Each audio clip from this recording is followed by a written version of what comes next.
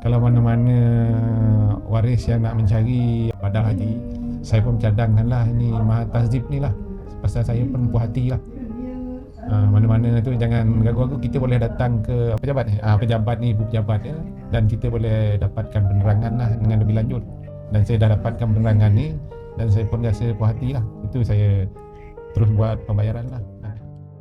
Bismillahirrahmanirrahim.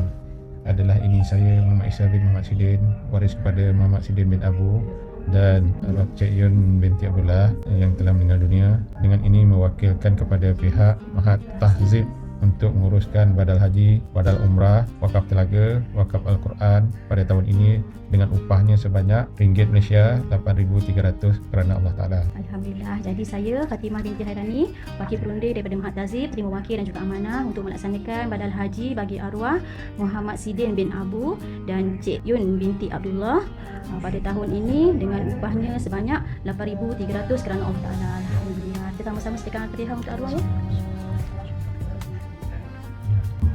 Saya dapat daripada Facebook.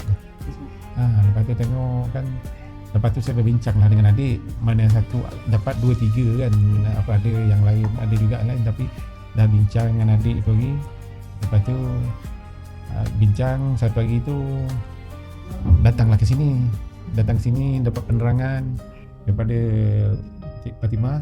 Lepas tu kita nak tahu juga di mana, siapa yang menguruskan apa semua. Lepas tu dah Cik Fatimah bagi penerangan.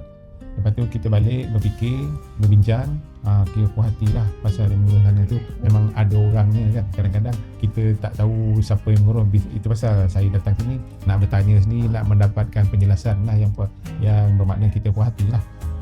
Mahat Tahzib.